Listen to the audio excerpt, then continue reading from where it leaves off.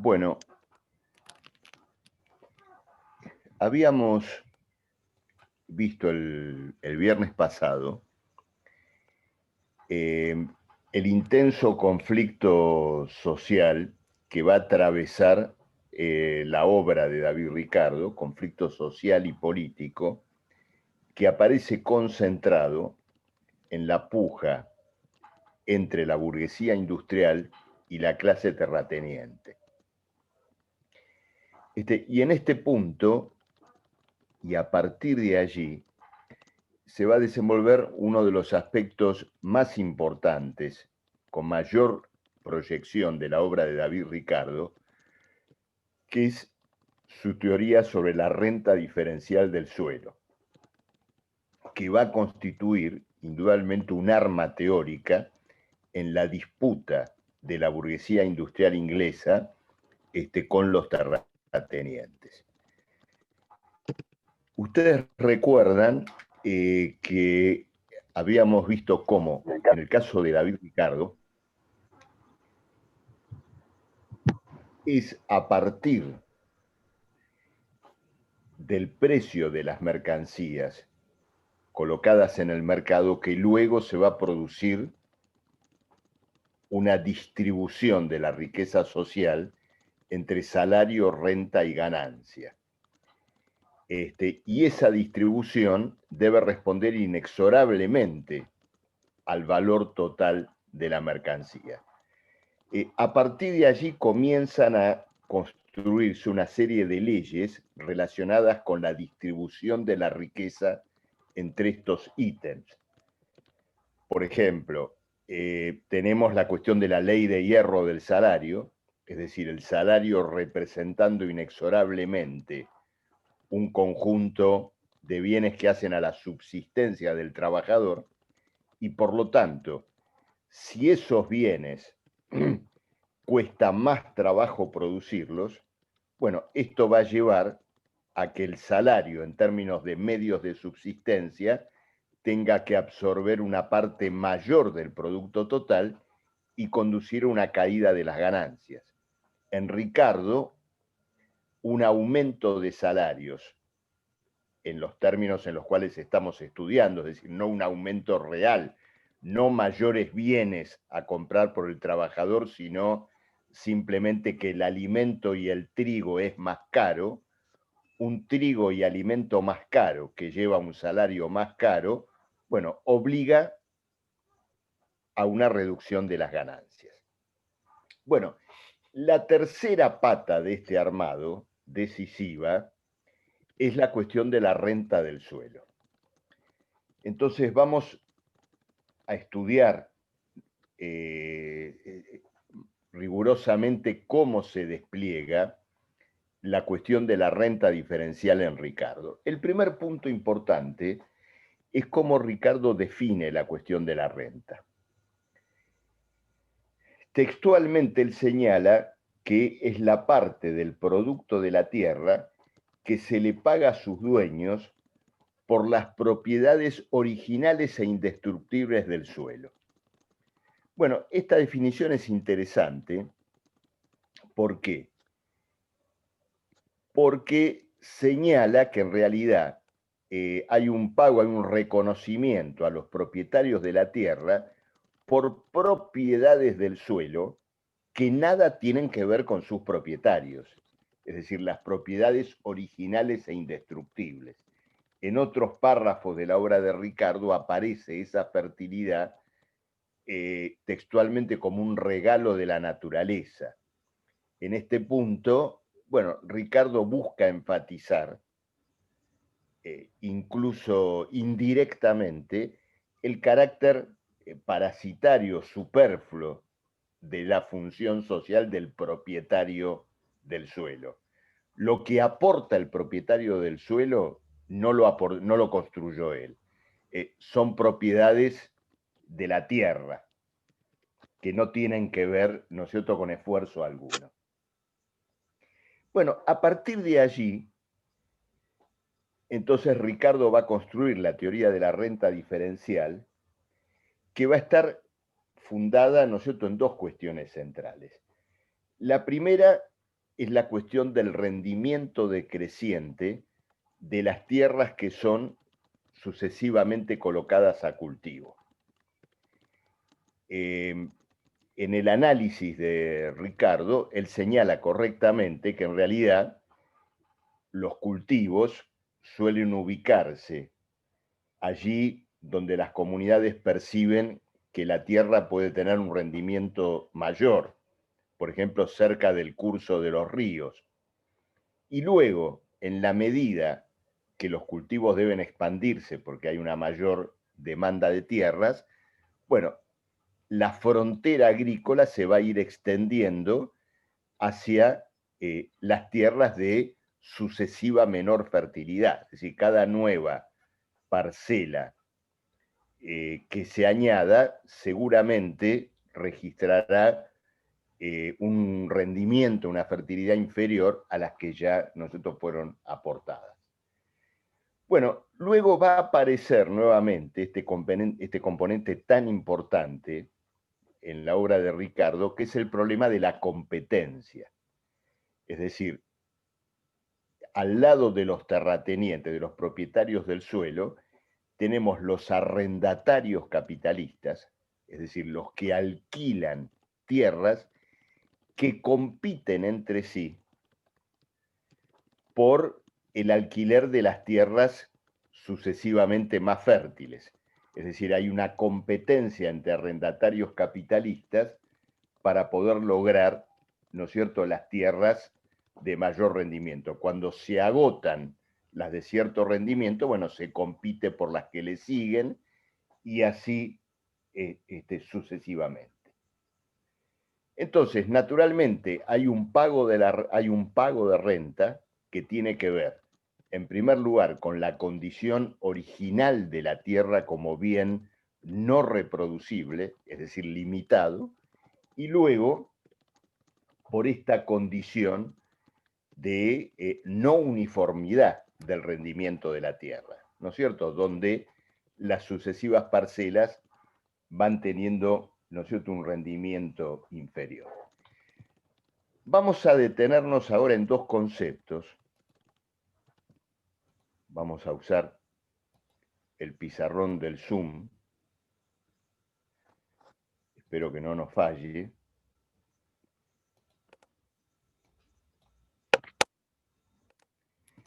Un primer concepto que va a utilizar Ricardo es el concepto de producto líquido, ¿no es cierto? Es decir, el resultante de la explotación agrícola, que sería el resultado, ¿no es cierto?, de el valor total de la producción agrícola menos los costos totales, considerando en los costos totales las materias primas, los implementos agrícolas, las semillas y también el pago de los salarios.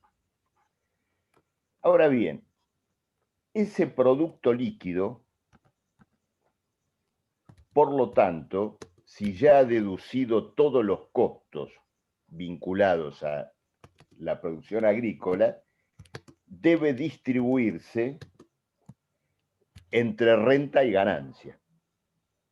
Es decir, como otros capitalistas, en el remanente de sus costos retiene finalmente una ganancia, pero en este caso esa ganancia debe ser compartida con el propietario de la tierra al cual se le paga una renta, ¿no es cierto?, que tiene que ver con las propiedades del suelo, pero como vamos a ver enseguida en Ricardo y en su teoría de la renta diferencial, con las propiedades diferentes, diferenciales, escalonadas, decrecientes del suelo. ¿Sí? Entonces vamos a ver esto a través de un ejemplo, ¿no es cierto? Vamos a tratar de utilizar un ejemplo, ¿no es cierto?, que nos indique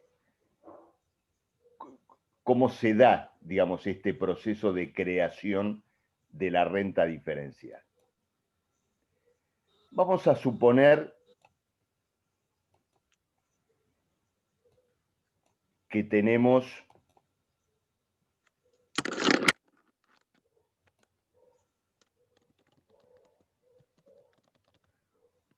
una primera parcela de tierra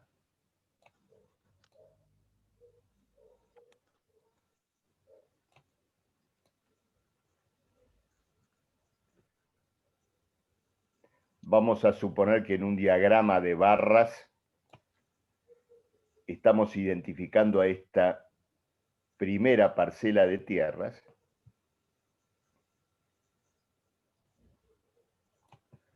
cuyo rendimiento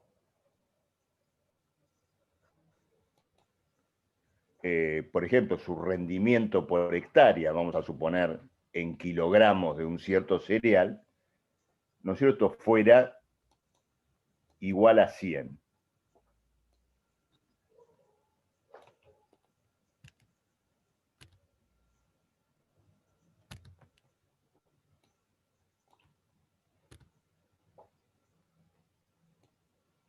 Un poco de paciencia, ¿eh?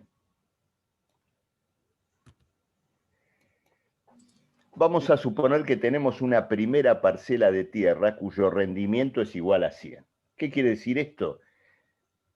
Pensemos en una localidad que tiene una locación urbana con fábricas y luego una zona rural donde se desenvuelven cultivos que abastecen la demanda de los trabajadores que viven en aquella zona industrial. Entonces, se dan los primeros cultivos que naturalmente ocupan las tierras más fértiles. Y en esas tierras más fértiles vamos a registrar un rendimiento de, por ejemplo, 100 kilogramos por hectárea, ¿no es cierto? No importa acá, es relativamente absurdo hablar de 100 kilogramos, digamos, 100 toneladas por hectárea, en fin.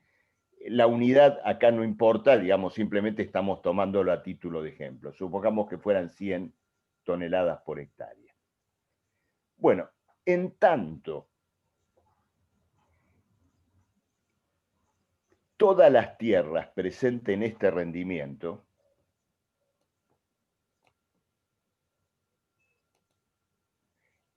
todas las tierras presentes en este rendimiento, quienes explotan tendrán que ser los mismos propietarios, justamente porque todavía no aparece una renta diferencial.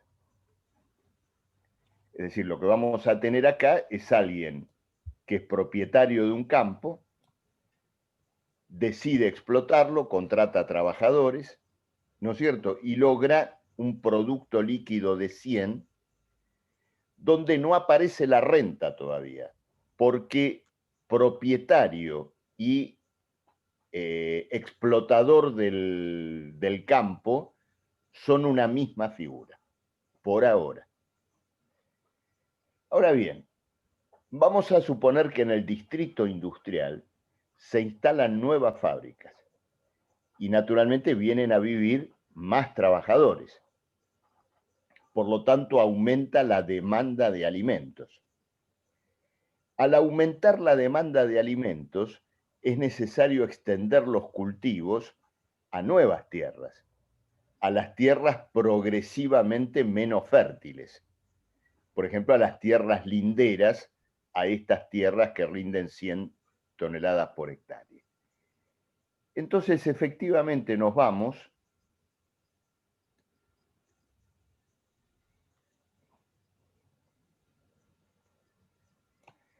a otras tierras donde el rendimiento va a ser, por ejemplo, de 90, ¿sí?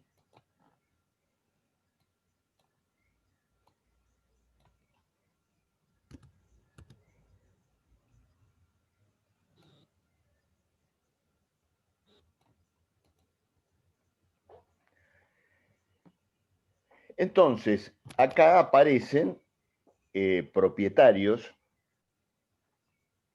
que tenían campos de menor rendimiento al campo más fértil, que antes no los podían poner en marcha, porque antes había una demanda simplemente de 100 toneladas, por ejemplo, de trigo. Entonces, esa demanda solo ocupaba las tierras más fértiles. Ahora la demanda se ha ido a, por ejemplo, 190 toneladas de trigo. Entonces, los propietarios de las tierras sucesivamente menos fértiles tienen la posibilidad de ponerse a producir. Ahora, ¿qué pasa con los propietarios de las tierras que rinden 100 por hectárea? Bueno, ellos pueden razonar, ¿no es cierto?, de la siguiente manera.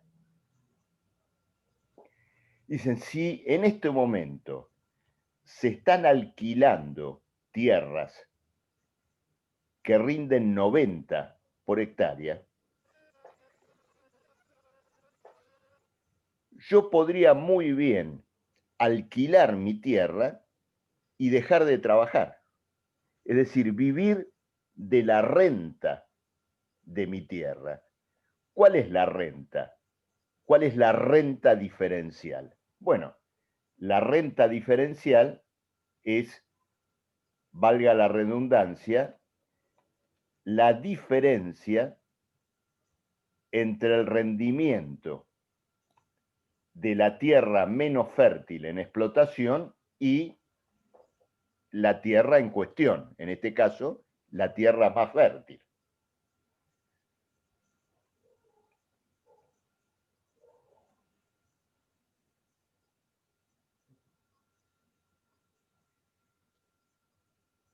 Entonces, vamos a suponer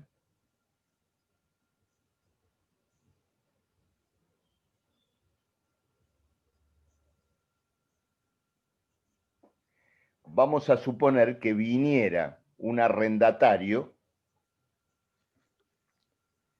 y quisiera alquilarle esta tierra de 100, por un valor de 5.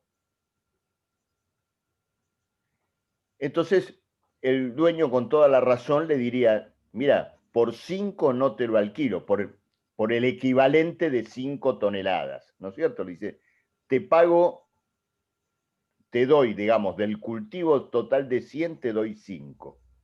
Y por lo tanto me quedo con 95. Entonces el propietario le puede decir, no, no acepto, no te acepto. ¿Por qué?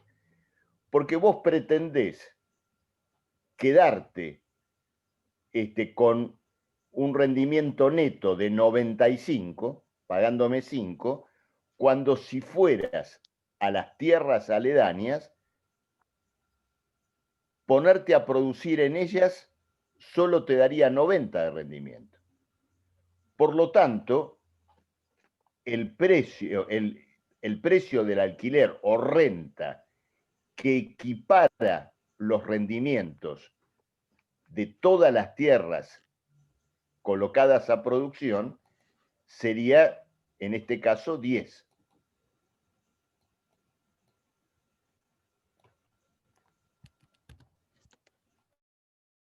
Obviamente, acá ya no tendríamos 100,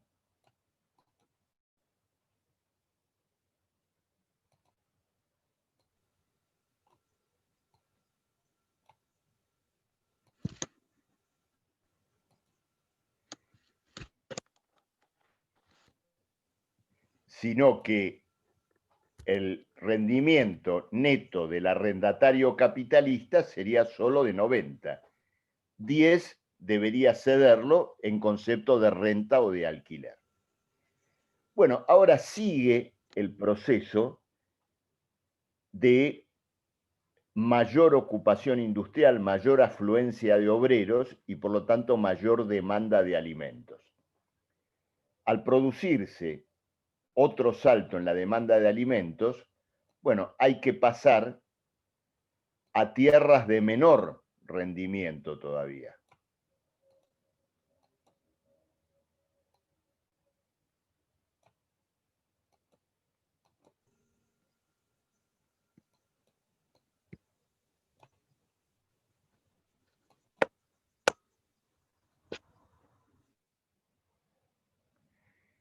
Entonces entran en producción parcelas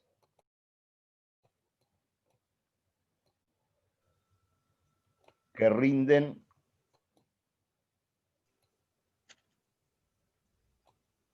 por ejemplo,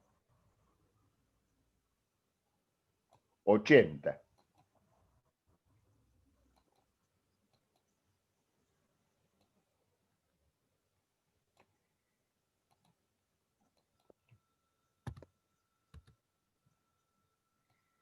Entonces, cuando entran en producción las parcelas que rinden 80, bueno, en este caso vamos a tener propietarios de la tierra que a su vez van a tener que producir ellos mismos porque no podían obtener una renta diferencial.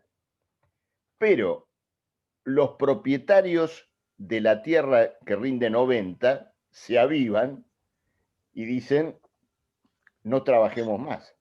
¿Para qué? Si hay arrendatarios capitalistas que están buscando tierras y sabemos que las nuevas tierras en oferta solo rinden 80. Entonces, en la competencia de los diferentes capitalistas por el uso de la tierra, los terratenientes, en este caso, podrían muy bien, cuando vengan los arrendatarios a alquilar, decirle, mira, si no me querés pagar 10 por este campo y querés pagarme menos, bueno, anda a alquilar el que rinde 80 o andate a producir el que rinde 80. Y por lo tanto, acá va a aparecer una renta de 10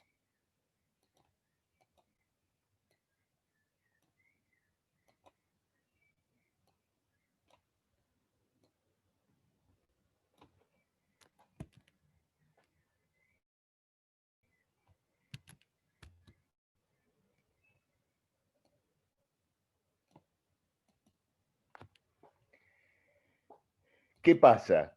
Si vamos a suponer que este terrateniente, por desinformación, ofrece alquilar su campo a 5, ¿no es cierto? Solo a 5. ¿Qué pasaría? Se formaría una larga fila de arrendatarios peleándose para alquilar el campo a 5, porque si este campo se alquila a 5, solo a 5, entonces quiere decir que rinde en forma neta 85 y superaría al campo de menor rendimiento. Los arrendatarios se agolparían frente a este campo y entonces cuando este terrateniente desinformado quiere alquilárselo a 5, viene otro atrás y le dice, no, no, no se lo alquiles a él, por favor, alquilámelo a mí, te pago 6. Y el de atrás le diría, no, no, no, te pago 7. Y así sucesivamente hasta que habría uno que le diría, mira, estoy dispuesto a pagarte hasta 10, porque pagándote 10, bueno, llego al punto de igualdad con la tierra menos fértil que rinde 80. Por supuesto, acá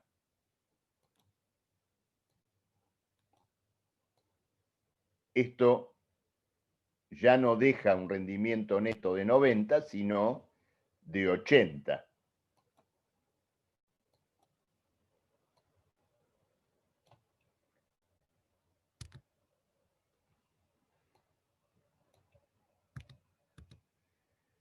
Ahora bien, ¿qué pasa con los propietarios de las tierras que tienen un rendimiento de 100?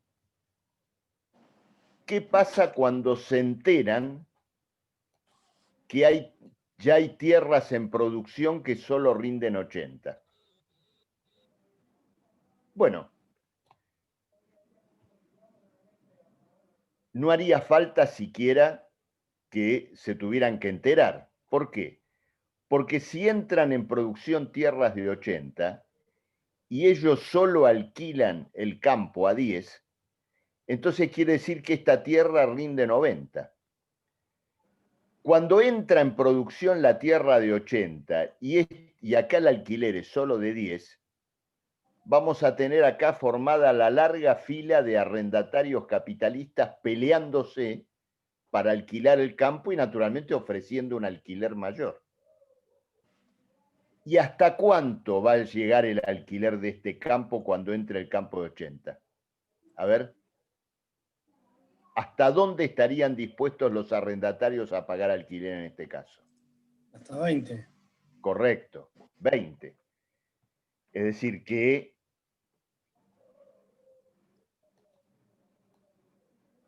ya no sería de 10 el alquiler,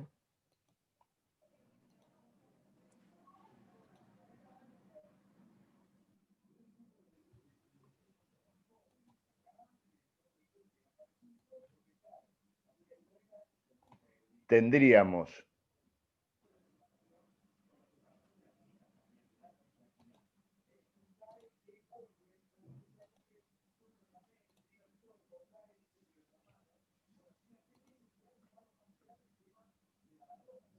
un alquiler de 20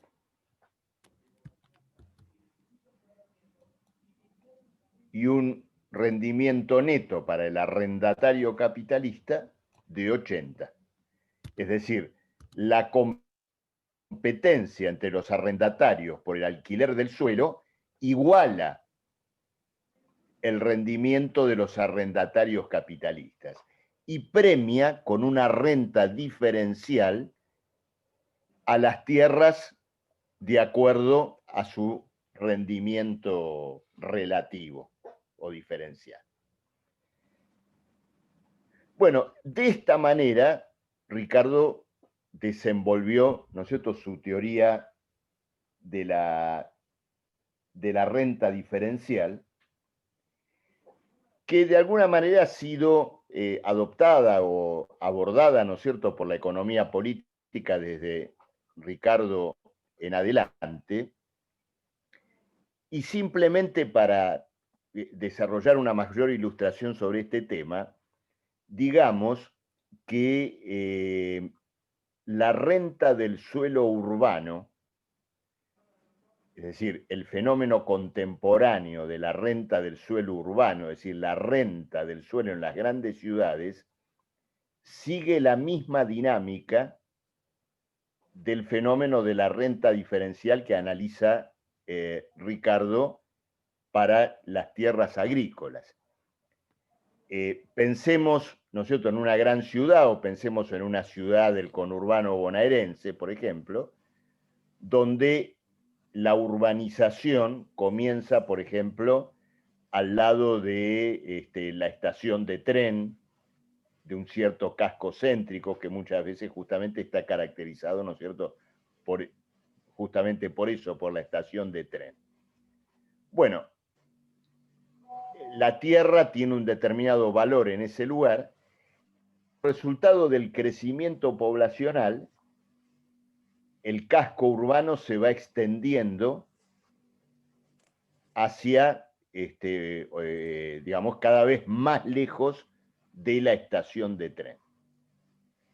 Entonces, entran en operaciones, entra en actividad tierras de menor rendimiento, ¿no es cierto? Ahora, uno dice lo siguiente, ¿cuál es el rendimiento del suelo urbano? No es un problema que se planten zapallitos o trigo. El rendimiento del suelo urbano está relacionado con otro tipo de ventajas económicas. Por ejemplo, la cercanía a un casco céntrico, la posibilidad de tomar el tren, la cercanía de los bancos y de los comercios.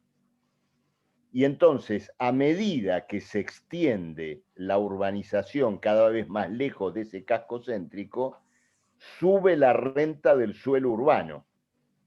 Y las viviendas, por ejemplo, se encarecen como resultado de la elevación de esa renta del suelo.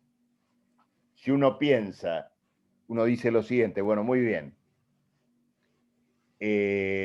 un departamento ¿no es cierto?, ubicado en el centro de una ciudad, digamos, en el casco céntrico de una ciudad, tiene un determinado valor. A 5 kilómetros de ahí, el mismo departamento, en términos de metros cuadrados, comodidades, calidad de construcción, es decir, exactamente el mismo departamento, sin embargo, cuesta 2 veces más o 3 veces más. Y uno puede preguntarse, ¿por qué cuesta más si los elementos constructivos, el material, el espacio construido y demás, es exactamente lo mismo? Bueno, lo que encarece al primer departamento es la renta del suelo, es decir, esa renta diferencial que surge justamente, ¿no es cierto?, de lo que implica determinados factores, ¿no es cierto?, como la cercanía a una estación de tren o este tipo de cosas. La renta del suelo puede variar, la renta del suelo urbano varía también de acuerdo a ciertas normas legales. Por ejemplo, en los códigos de edificación, en los códigos urbanos, hay lotes donde se puede construir 20 pisos y otros lotes donde solo se pueden construir 4. Bueno, poder construir 20 o poder construir 4 equivale a las 100 toneladas por hectárea o 50 toneladas por hectárea.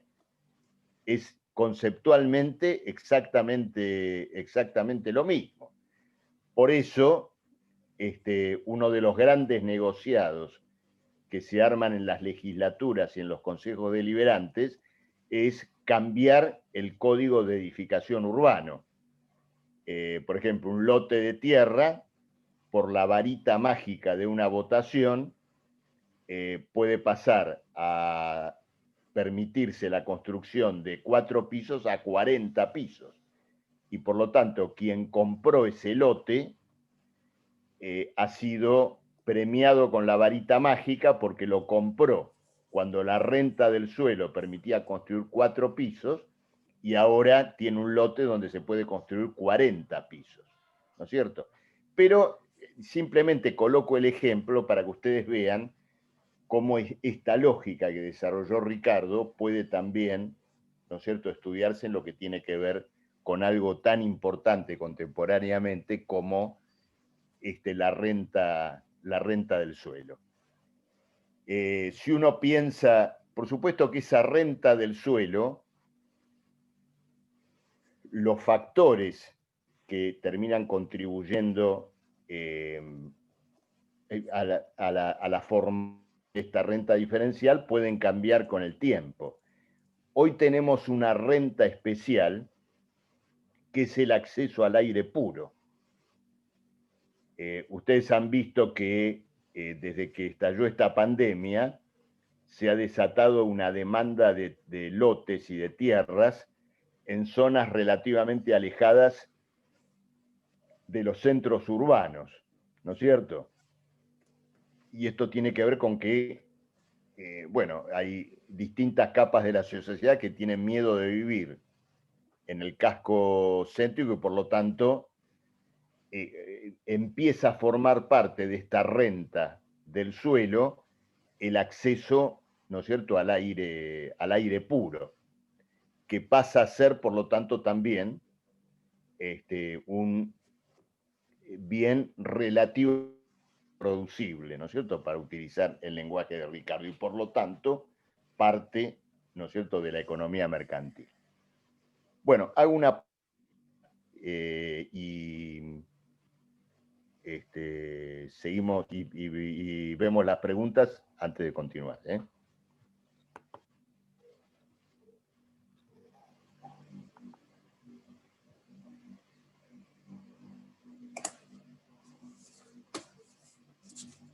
Entonces, profe, sería correcto decir que cuando aparecen nuevas tierras de menor rendimiento, hace caer la ganancia capitalista en general y sube el valor de la renta del terrateniente, del arrendatario. Claro, cae la ganancia media, ¿no es cierto? Cae el rendimiento neto al cual pueden acceder los capitalistas en término medio. Fíjate que la competencia entre capitalistas lleva a que efectivamente, ¿no es cierto?, esa ganancia vaya declinando. Ahora vamos a ver, ¿no es cierto?, la consecuencia que tiene esta cuestión desde el punto de vista del análisis del conjunto de las clases sociales.